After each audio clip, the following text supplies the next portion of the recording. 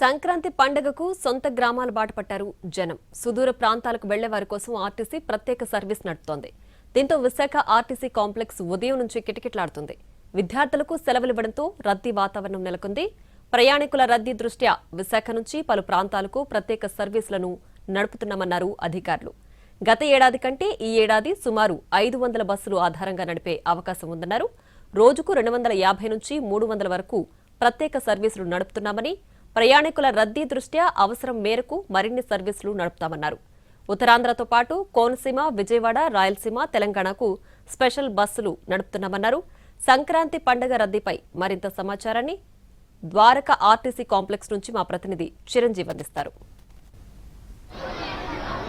సంక్రాంతి పండుగకు సొంత ఊరు వెళ్ళడానికి నగరవాసులంతా కూడా సిద్ధమవుతున్నారు. ప్రస్తుతం విశాఖలోని ద్వారకా ఆర్టీసీ కాంప్లెక్స్ మొత్తం అంతా కూడా క్రౌడ్ తో ఫుల్ గా కిటకిటలాడుతున్న పరిస్థితి కనిపిస్తుంది. వరుసగా సెలవు దినాలు కూడా రావడంతో ఇటు విద్యార్థులు అంతా కూడా ఇటు ఉత్తరాంధ్ర జిల్లాలతో పాటు ఇటు విజయవాడ, అటువైపు రాయలసీమ, మరోవైపు హైదరాబాద్ కూడా వెళ్లేందుకు చాలా వరకు బస్సులనే ఎంచుకున్నటువంటి పరిస్థితి కనిపిస్తుంది. దీనికి అనుగుణంగా మరోవైపు అధికారులు కూడా ఎప్పటికప్పుడు స్పెషల్ బస్సులను మొత్తం అంతా కూడా వేస్తున్నటువంటి పరిస్థితి కనిపిస్తుంది. మరి ఈ 2-3 రోజులు కూడా పండగ మొదలయ్యేంత వరకు కూడా పూర్తిగా క్రౌడ్ అంతా కూడా ఎక్కువగా ఉండే అవకాశం ఉన్న నేపథ్యంలో రోజుకు 100 నుండి 200 లేదంటే 300 అవసరానికి తగ్గట్టుగా బస్సులు కూడా నడిపే అవకాశం కూడా కనిపిస్తుంది. దీని మీద ప్రస్తుతం మనతో మాట్లాడడానికి ప్రస్తుతం ఆర్ఎం అప్పలనాయుడు గారు ఉన్నారు. ఆయనతో మాట్లాడే ప్రయత్నం చేద్దాం. సార్, ఎలా ఉంటుంది ప్రస్తుతానికి సంక్రాంతి రద్దీ అంత ఉన్నాయా, ఎలా ఉంది సార్? 2026 స్టార్ట్ అవగానే ఫస్ట్ నుండే జనవరిలో సంక్రాంతి పండుగ స్టార్ట్ అవుతుంది. మన ఉత్తరాంధ్రలో ఇది సెంటిమెంటల్ పండుగ కాబట్టి ఎక్కువ ట్రాఫిక్ ఇక్కడికి ఎక్కడో పని చేసుకొని ఇక్కడికి రావడం జరుగుతూ ఉంటుంది. ఈ రకంగా మేము ఈ సంక్రాంతి విశాఖపట్నం కూడా ఉత్తరాంధ్రలో ముఖ్య కోడలి. ఈ కోడల్లో నిన్నటి నుండి కూడా ట్రాఫిక్ రద్దీ పెరుగుతుంది. దాని తగ్గట్టుగా కూడా మేము ఎప్పటికప్పుడు ట్రాఫిక్ డీబీఎస్ కాంప్లెక్స్లో క్లియర్ చేస్తున్నాం. స్పెషల్ బస్సులు అయితే పెట్టడం జరిగింది. 24 అవర్స్ కూడా అధికారుల్ని, సూపర్వైజర్ని, స్టాఫ్ని, సెక్యూరిటీ సిబ్బంది అందరికీ కూడా నియమించి 24 అవర్స్ కూడా బస్ స్టాండ్లో క్లియర్ చేస్తున్నాం. ముఖ్యంగా నిన్నటి లాంగ్ డిస్టెన్స్ ఆల్రెడీ స్టార్ట్ అయింది. హైదరాబాద్ సర్వీస్లో అన్ని కూడా ఫుల్ అయ్యే టికెట్లని, విజయవాడ టు విశాఖపట్నం కూడా అన్ని కూడా క్లియర్ అయ్యాయి. మేము ఆల్రెడీ హైదరాబాద్కి ఒక 8 బస్సులు, విజయవాడకి 20 బస్సులు పంపడం జరిగింది. అవన్నీ కూడా ఫుల్ అయినాయి. ఇంకా బస్సులు కూడా పంపిస్తున్నాం. అక్కడ నుండి ఈవేళ ఉదయం నుండి కూడా కంటిన్యూగా మనకి శ్రీకాకుళం, పార్వతీపురం అండ్ పలాస, అదే రాజాం, ఈ రాజాంలో చిబిరిపల్లి బ్రిడ్జ్ కూడా ఓపెన్ అయింది అనేది ఇప్పుడు సమాచారం. ఇంకా చూసుకుంటే గత 4-5 రోజుల నుంచి కూడా బుకింగ్స్ అన్ని ఆల్మోస్ట్ ఫుల్ అయిపోయి, మరి ప్రయాణికుల రద్దీ దృష్ట్యా ప్రత్యేక బస్సులు రోజుకి సుమారు ఎన్ని నడిపే అవకాశం ఉంది? ఆల్రెడీ ఈ రోజు నిన్న ఆల్రెడీ 40 బస్సులు తిప్పామండి. ఈ రోజు కూడా ఆల్రెడీ మేము ఇప్పటి వరకు 60 బస్సుల వరకు తిప్పడం జరిగింది. 60 బస్సులతో పాటు ఇంకా సాయంత్రానికల్లా ఒక 200-300 దాకా తిప్పే అవకాశం ఉంది. రద్దీని బట్టి మేము పెంచడం, తగ్గించడం చేస్తాము. తప్పనిసరిగా బస్ స్టేషన్ వచ్చిన వాళ్ళందరికీ కూడా ఇక్కడ ముఖ్య కోడలు ఉత్తరాంధ్ర కాబట్టి ట్రైన్స్ నుండి కూడా ఒకేసారి వస్తారు.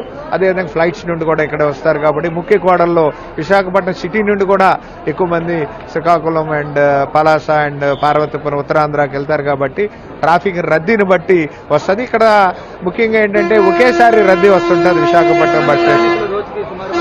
సుమారు 1,50,000 మంది వరకు ఈ ఆధార్ సర్వీసెస్ ఆల్రెడీ మేము సిటీలో 4,50,000 మందిని ట్రాన్స్పోర్ట్ చేస్తాం.